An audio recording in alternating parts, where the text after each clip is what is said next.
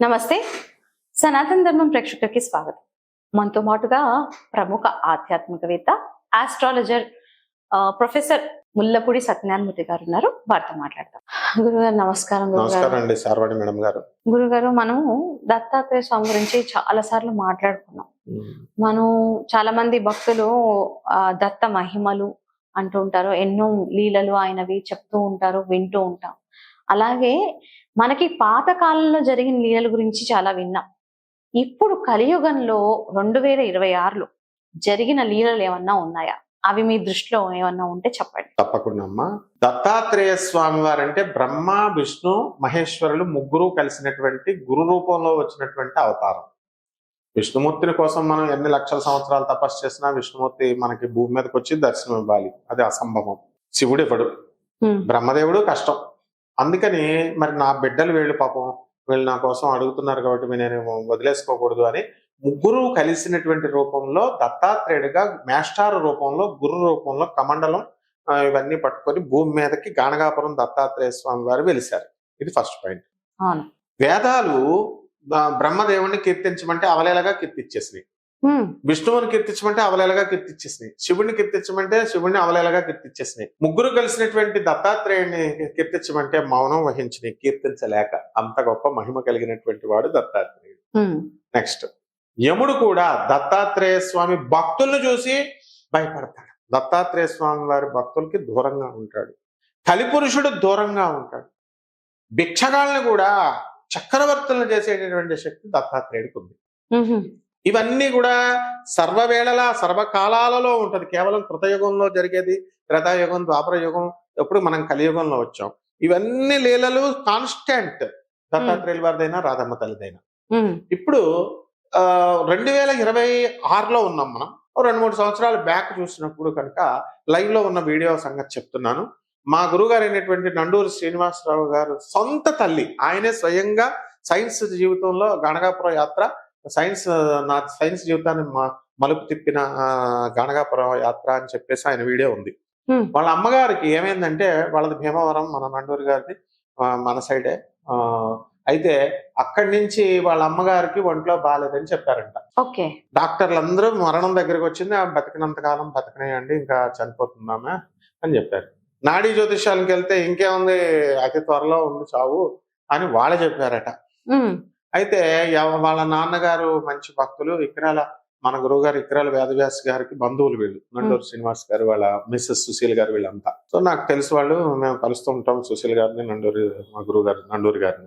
సరే, ఏం జరిగింది, వాళ్ళ అమ్మగారు అప్పుడు ఎవరో సలహా ఇచ్చారట, దత్తాత్రేయ స్వామి వారు దగ్గరికి తీసుకెళ్ళండి, ప్రశాంతంగా ఉండనియండి, అక్కడే చక్కగా భీమా అమరజా నది సంగమం ఒడ్డునే అక్కడే పడుకోవచ్చు, గుళ్ళో మఠంలో పడుకోవచ్చు. ఇదివరకు మఠంలో పడుకొని ఇచ్చేవారు, ఇప్పుడు సంగమం దగ్గర పడుకొని ఇస్తున్నారు.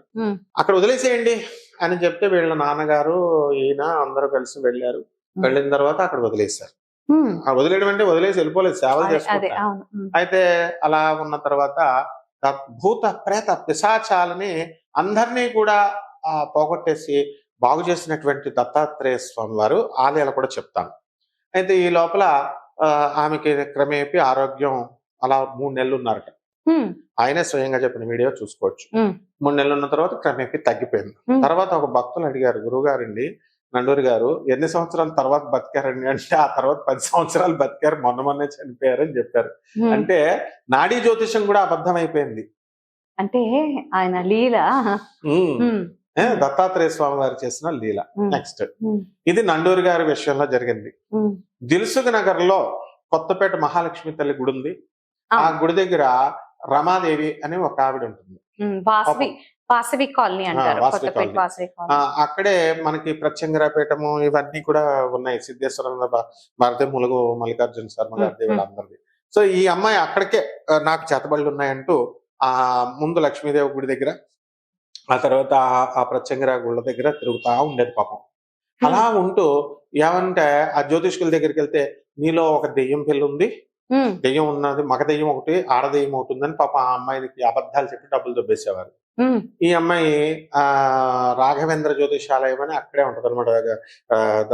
ఇక్కడ మహాలక్ష్మి గుడి 30,000 తీసుకున్నాడంట. లేదా ఇంకోళ్ళు ఎవరో అక్కడ తెలుసున్నర్లో తీసుకుంటే అవన్నీ కూడా మనకి డబ్బులు పోగొట్టుకుంటుంది, కానీ విపరీతమైన దత్తభక్తి ఉంది ఆ అమ్మాయికి. అందువల్ల గాణగాపురం మాత్రం అడుక్కునైనా సరే డబ్బులు తన దగ్గర లేకపోతే ఒక 2-3 తీసుకెళ్ళిపోతుంది, మొత్తం మీద ఎలాగో వెళ్తుంది. ఆ తర్వాత మేము అనేవాళ్ళం, ఓహో ఒక మగ దెయ్యము లోన ఒక ఆడదెయ్యం ఉంటే పిల్ల దెయ్యం పుడితే 3 అవుతాయి కదమ్మా అనేవాళ్ళం. గణపతి సచ్చిదానంద స్వామి ఆశ్రమానికి వచ్చేది గాణగాపురంలో. మా చిన్నప్పుడు మేము చదువుకున్న railway mixed high school head master గారైన శర్మ గారు ఆ గాణగాపురం స్వామీజీ ఆశ్రమానికి మేనేజర్. ఆయనకి తెలిసి అమ్మాయి, ఆయన కూడా స్వామీజీ నమ్ముకోమ్మా, దత్తాత్రేయుని నమ్ముకో అనేవారు. బాగుంది. అయితే ఆమె ఏం జరిగింది, నాకు చేతపడిందని మాకు తెలిసి దగ్గరగా ఒక 7 సంవత్సరాల నుంచి తిరిగింది. అందరూ పాపం ఆ అమ్మాయిని చీట్ చేశారు, జ్యోతిష్కులు అవనియండి, మంత్రగాళ్ళు అవనియండి. కానీ ఆమె దగ్గర ఉన్నటువంటి దత్త భక్తి మాత్రం ఆమెను రక్షించింది. ఆ భూత ప్రేత పిశాచాలు, సైకిక్ ప్రాబ్లం ఏమో డాక్టర్ దగ్గరికి వెళ్ళినప్పుడు తగ్గేది కాదు, విరోచనాలు దానంతకు అది అయిపోయేది. పాపం చాలా ఇబ్బంది పడేది. మా పళ్ళు కొరుక్కుంటూ నిద్రపోతున్నప్పుడు కొరుక్కుంటూ, వాళ్ళ తమ్ముడు ఇన్కమ్ ట్యాక్స్ డిపార్ట్మెంట్ లో చేస్తాడు, కమర్షియల్ ట్యాక్స్ డిపార్ట్మెంట్ లో చేస్తాడు. సో ఈ విధంగా ఉన్నటువంటి తను ఇప్పుడు ఈ రోజున as on this position, as on this day ఎలా ఉందో తెలుసా, మొత్తం జబ్బులు తగ్గిపోయినాయి. తర్వాత మంచి మానసికంగా బ్రహ్మాండంగా తగ్గిపోయింది. చక్కగా వాళ్ళకేముంది, వాళ్ళ తమ్ముడు కమర్షియల్ ట్యాక్స్ డిపార్ట్మెంట్ లో పనిచేస్తున్నాడు. దత్త భక్తి వల్ల ఆ అమ్మాయి పీజీ చేసింది, పోస్ట్ గ్రాడ్యుయేషన్ చదువుకుంది, మంచిగా ఈ రోజున చక్కగా టీచరే అందరికి పాఠాలు చెప్తుంది. అలాగే అక్కడే భవానీ అని ఒక అమ్మాయి మొత్తం బాడీ అంతా ప్యారలైజ్ అయిపోయి వీల్ చైర్ మీద చదువుకుంది, బీటెక్ చదివిన అమ్మాయి. వాళ్ళు కూడా మొత్తం గాణగాపురం ఈ అమ్మాయితో పాటు వాళ్ళ అమ్మగారు ఈమె వచ్చేవారు. ఇది 2026 సంవత్సరం సంగతి చెప్తున్నాను. ఆమె కూడా నయమైపోయింది. అంటే దీన్ని బట్టి మనకు అర్థమయ్యేది ఏంటంటే, ఏనాటి కాలంలో కాదు, నేను కొన్ని 100 సార్లు నేను గాణగాపురం దత్తాత్రేయ స్వామి గుడికి నేను వెళ్తూ ఉంటాను. అక్కడ పంతులు గారికి తెలుసు నేను. అలాగే ఆ స్వామివారు చేసినటువంటి లీలలు, గురు చరిత్రలో ఉన్నటువంటి లీలలు 53 అధ్యాయాల్లో రాశారు. కొన్ని కోట్ల లీలలు ఉన్నాయి. కానీ ఈ 2025-26 సంవత్సరంలో జరిగినటువంటి లీలలు నేను చెప్తున్నాను ఇవన్నీ.